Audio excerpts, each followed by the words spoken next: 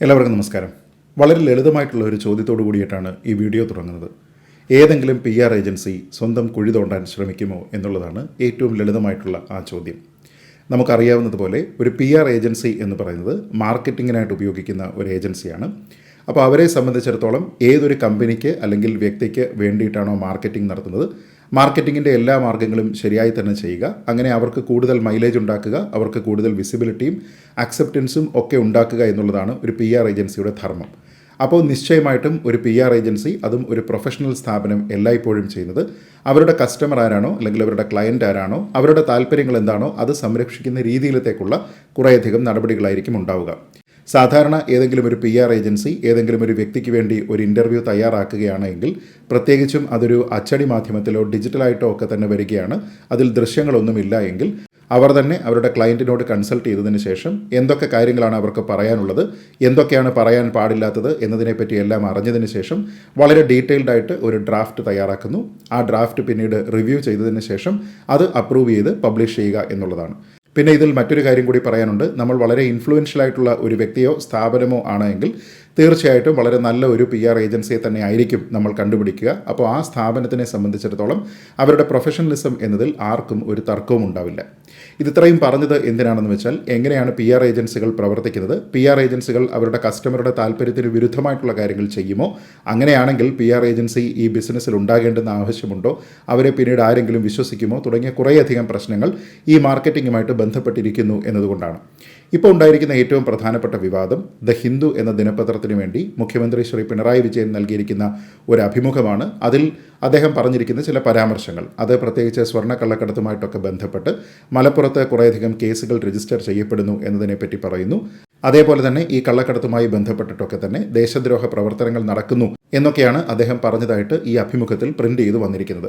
അത് തീർച്ചയായിട്ടും കണക്കുകളുടെ അടിസ്ഥാനത്തിൽ അദ്ദേഹം പറഞ്ഞിരിക്കുന്നത് തന്നെയാവണം. കാരണം മലപ്പുറത്ത് രജിസ്റ്റർ ചെയ്തിരിക്കുന്ന കേസുകൾ വർഷാവർഷം എങ്ങനെയാണ്, അത് ഏത് അനുപാതത്തിലാണ് കൂടുന്നത് തുടങ്ങിയ കാര്യങ്ങളെപ്പറ്റി നമ്മുടെ നാട്ടിലുള്ള മലയാളത്തിലെ പല മാധ്യമങ്ങളും ഉൾപ്പെടെ കാര്യങ്ങളൊക്കെ തന്നെ പ്രസിദ്ധീകരിച്ചിട്ടുണ്ട്. പിന്നീടുള്ള ഏറ്റവും പ്രധാനപ്പെട്ട തർക്കം എന്നത് കരിപ്പൂർ വിമാനത്താവളവുമായി ബന്ധപ്പെട്ട് ഏതെങ്കിലും രീതിയിലുള്ള ഒരു അനാശാസ്യ പ്രവർത്തനം, സ്വർണ്ണക്കടത്ത് പോലെയുള്ള ഒരു കാര്യം നടക്കുകയാണ് എങ്കിൽ അത് എങ്ങനെയാണ് മലപ്പുറത്തിൻ്റെ അക്കൗണ്ടിൽ വരിക, അത് ശരിയാണോ തുടങ്ങിയ കാര്യങ്ങളാണ്. എന്തായാലും കേസ് രജിസ്റ്റർ ചെയ്യപ്പെടുന്നത് മലപ്പുറത്താണ് എങ്കിൽ നിശ്ചയമായിട്ടും അത് മലപ്പുറത്തിൻ്റെ അക്കൗണ്ടിൽ തന്നെ ആവുക എന്നുള്ളതാണ് നാട്ടുനടപ്പ്.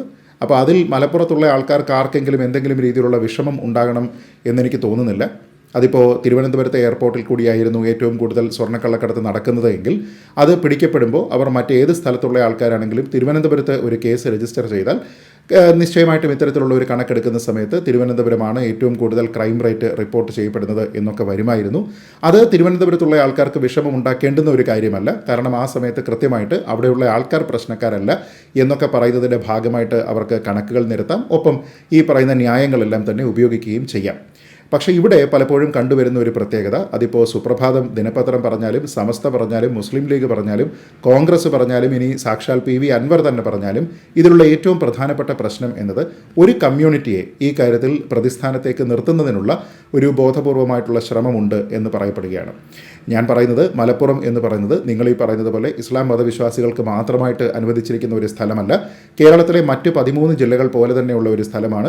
അവിടെ ഹിന്ദുക്കളുണ്ട്, മുസ്ലിങ്ങളുണ്ട്, ക്രിസ്ത്യാനികളുണ്ട്, എല്ലാവരുമുണ്ട്. പിന്നെ അവിടെയുള്ള ജനസംഖ്യയിൽ ഒരുപക്ഷെ കൂടുതൽ മുസ്ലിങ്ങളായേക്കാം. പക്ഷേ അതൊന്നും തന്നെ മലപ്പുറം ജില്ലയെ ഈ രീതിയിലൊരു വർഗീയമായിട്ട് ചിത്രീകരിക്കുന്നതിന് മതിയായിട്ടുള്ള കാരണങ്ങളല്ല. അതുകൊണ്ട് തന്നെ മലപ്പുറവുമായി ബന്ധപ്പെട്ട് ഏതെങ്കിലും രീതിയിലുള്ള ഒരു കാര്യം വന്നാൽ, ഇതേപോലെ ക്രൈം റെക്കോർഡ്സ് ബ്യൂറോയുടെ കണക്കുകളോ മറ്റ് സ്വർണ്ണക്കള്ളക്കടത്തിൻ്റെ കണക്കുകളോ അങ്ങനെ രജിസ്റ്റർ ചെയ്യപ്പെടുന്ന പോലീസ് കേസുകളോ ഒക്കെ തന്നെ പരിഗണിക്കുന്ന സമയത്ത് നോക്കൂ, ഇവിടെ ഒരു മതവിഭാഗത്തിനെ ഒരു മോശം ലൈറ്റിൽ നിർത്തുന്നതിന് ഇത് കാരണമായേക്കാം, അതുകൊണ്ട് ഇതൊന്നും തന്നെ പറയാൻ പാടില്ല എന്ന സമീപനമൊന്നും തന്നെ സ്വീകരിക്കാൻ പറ്റില്ല. അതാണ് തെറ്റായിട്ടുള്ള സമീപനം. ഇവിടെ ഏറ്റവും പ്രധാനപ്പെട്ട വസ്തുത എന്നത് ഈ സ്വർണ്ണക്കള്ളക്കടത്തായിക്കോട്ടെ മറ്റ് ക്രൈമുകളായിക്കോട്ടെ അതുമായി ബന്ധപ്പെട്ട കണക്കുകൾ എന്തൊക്കെയാണോ അത് നിശ്ചയമായിട്ടും പുറത്തു വരിക, അതിന് കൃത്യതയുണ്ടായിരിക്കുക, വ്യക്തമായിട്ട് ഇത് പറയാൻ ആൾക്കാരുണ്ടായിരിക്കുക എന്നത് മാത്രമാണ്.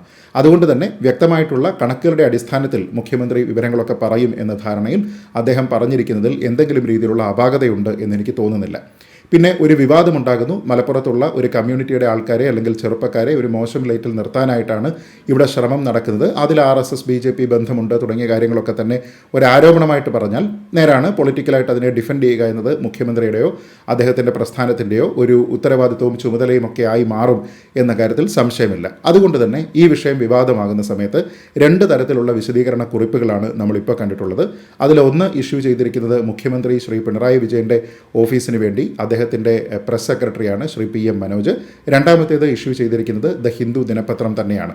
പക്ഷേ ഇവിടുത്തെ ഏറ്റവും കൗതുകകരമായിട്ടുള്ള കാര്യം, മുഖ്യമന്ത്രി തന്നെ ഒരു ഭാഗത്ത് പറയുന്നത് താൻ PR ഏജൻസികളെ ഒന്നും തന്നെ നിയമിക്കുന്നില്ല, തനിക്ക് മാധ്യമങ്ങളോട് എന്തെങ്കിലും പറയണമെന്നുണ്ടെങ്കിൽ തനിക്കൊരു PR ഏജൻസിയുടെ ആവശ്യമില്ല എന്നാണ്. പക്ഷേ ദ ഹിന്ദു ദിനപത്രം ഈ PR ഏജൻസി ഏതാണ് എന്നും ആ PR ഏജൻസിയുടെ പേരെന്താണ് എന്നതുമടക്കമാണ് അവരുടെ ഖേദപ്രകടനത്തിൽ ഉൾക്കൊള്ളിച്ചിരിക്കുന്നത്. ഇതിൽ ആൻറ്റി സ്റ്റേറ്റ് അല്ലെങ്കിൽ ആൻറ്റി നാഷണൽ ആവശ്യങ്ങൾക്ക് വേണ്ടി സ്വർണ്ണക്കള്ളക്കടത്ത് പണം ഉപയോഗിക്കുന്നു എന്ന ഒരു സ്റ്റേറ്റ്മെൻറ്റ് അറിഞ്ഞുകൊണ്ടാണെങ്കിലും അറിയാതെയാണെങ്കിലും ഈ അഭിമുഖത്തിൽ വന്നിട്ടുണ്ടെങ്കിൽ അതിൽ യാതൊരു വിധത്തിലുള്ള തെറ്റും ഞാൻ കാണുന്നില്ല എന്ന് പറയുന്നതിൻ്റെ പ്രധാനപ്പെട്ട കാരണം, സ്വർണ്ണക്കടത്ത് എന്നത് നിശ്ചയമായും നമ്മുടെ നാട്ടിലുള്ള എല്ലാ വ്യവസ്ഥാപിത മാർഗ്ഗങ്ങളെയും മറികടന്നുകൊണ്ട് ഇവിടെ സ്വർണം കൊണ്ടുവരികയും അത് പല രീതികളിലേക്ക് അത് ഡിസ്ട്രിബ്യൂട്ട് ചെയ്യപ്പെടുകയും ഒക്കെ നടക്കുന്നുണ്ട്. അങ്ങനെ നല്ലതല്ലാത്ത രീതിയിലേക്ക് വരുന്ന ഏതൊരു പണവും ദേശവിരുദ്ധമാണ്, ഒരു രാജ്യത്തിൻ്റെ സാമ്പത്തിക ഭദ്രതയെ തകർക്കുന്നതിനുള്ള ശ്രമമാണ് എന്ന കാര്യത്തിൽ സംശയമില്ല.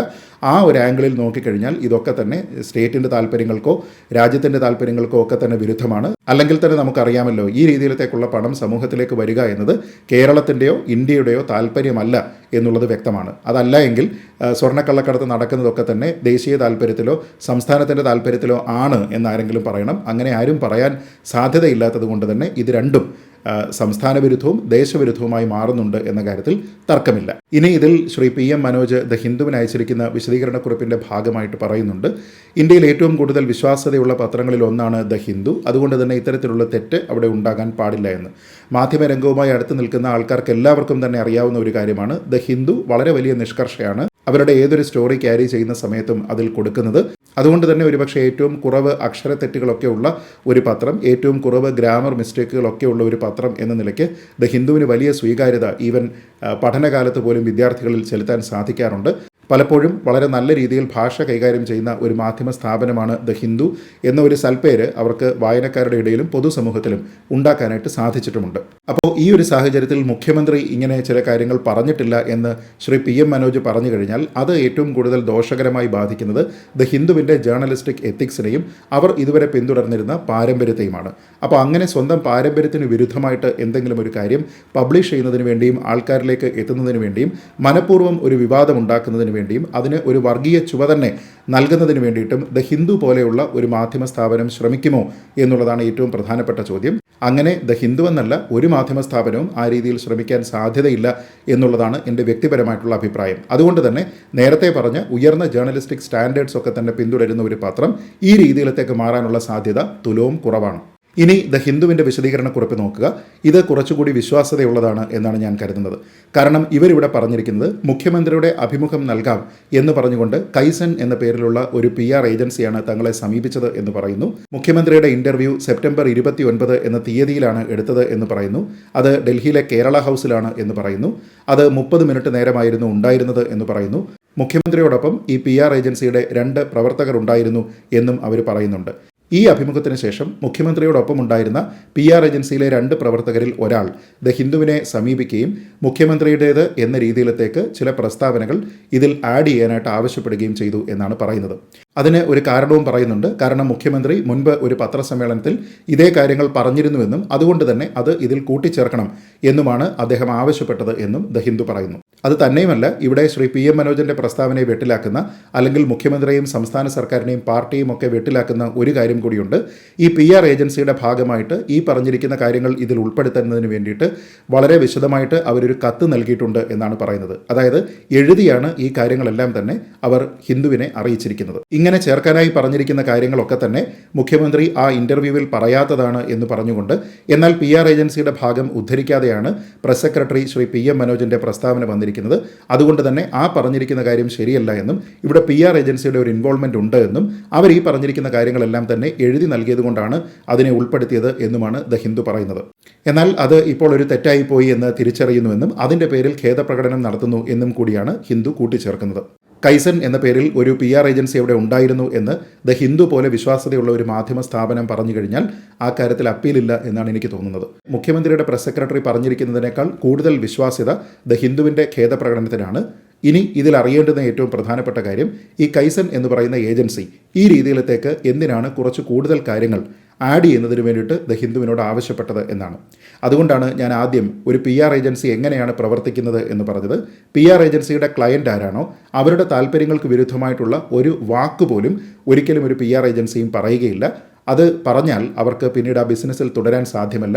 അപ്പോൾ ഇനി ബിസിനസ് ചെയ്യേണ്ട എന്ന രീതിയിലത്തേക്ക് ഏതെങ്കിലും ഒരു PR ഏജൻസി തീരുമാനിക്കുകയും ഞങ്ങളുടെ സൽപ്പേര് ഇല്ലാതായിക്കോട്ടെ എന്ന് തീരുമാനിക്കുകയും ചെയ്തെങ്കിൽ മാത്രമേ മനഃപൂർവ്വം ഇത്തരത്തിലുള്ള കസർത്തുകൾ ഏത് PR ഏജൻസിയും ചെയ്യുകയുള്ളൂ.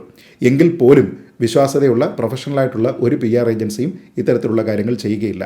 അപ്പോൾ നിശ്ചയമായിട്ടും PR ഏജൻസിയോട് ഈ കാര്യങ്ങൾ മുഖ്യമന്ത്രിയുടെ ഓഫീസിൽ നിന്ന് അറിയിച്ചിരിക്കാനുള്ള സാധ്യത വളരെ കൂടുതലാണ്.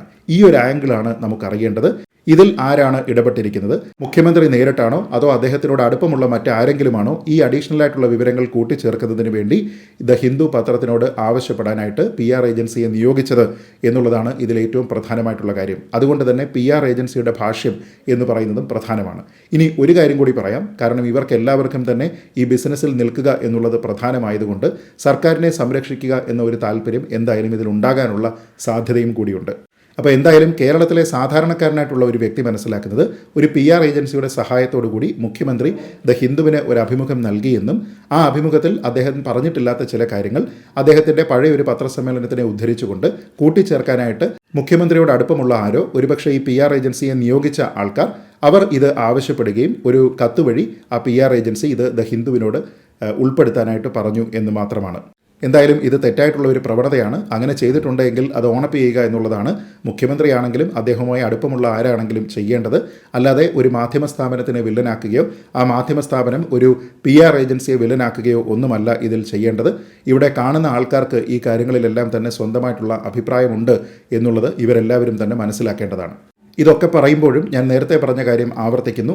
ഹവാല പണമിടപാടാണെങ്കിലും സ്വർണ്ണക്കടത്താണെങ്കിലും അത് സംസ്ഥാനത്തിൻ്റെയോ ദേശത്തിൻ്റെയോ താല്പര്യത്തിന് വിരുദ്ധമായിട്ടുള്ള ഒന്നാണ്. അതുകൊണ്ട് തന്നെ മുഖ്യമന്ത്രിയുടേതായി വന്നിരിക്കുന്ന പ്രസ്താവനയിലോ കേസുകൾ റിപ്പോർട്ട് ചെയ്തിരിക്കുന്നതിൻ്റെ എണ്ണത്തിലോ അത് ഏതെങ്കിലും ഒരു ജില്ലയിൽ നിന്നാണ് എന്ന് പറയുന്നതിലോ യാതൊരു വിധത്തിലുള്ള പ്രശ്നവുമില്ല. നമ്മുടെ നാട്ടിലെ ഒരു ജില്ലയും ഒരു സമുദായത്തിനും വേണ്ടി പതിച്ചു കൊടുത്തിട്ടില്ല. അതുകൊണ്ട് തന്നെ ഏതെങ്കിലും ഒരു ജില്ലയിലെ ക്രൈമിൻ്റെ കണക്കുകളോ മറ്റെന്തെങ്കിലും ഒരു വിവരങ്ങളോ അത് മോശമായിട്ടുള്ള കാര്യങ്ങളിലാണെങ്കിലും ഇനി നല്ലതായിട്ടുള്ള ഏതെങ്കിലും ഒരു കാര്യത്തിൽ പറയുന്നതാണ് എങ്കിൽ പോലും അതൊന്നും തന്നെ അവിടെയുള്ള ഏതെങ്കിലും ഒരു സമുദായത്തിനെ വില്ലനാക്കുകയോ ഹീറോ ആക്കുകയോ ഒന്നുമില്ല എന്നുള്ള ഒരു കാര്യം ആവർത്തിച്ചുകൊണ്ട് ഈ വീഡിയോ അവസാനിപ്പിക്കുന്നു. ജയ് ഹിന്ദ്.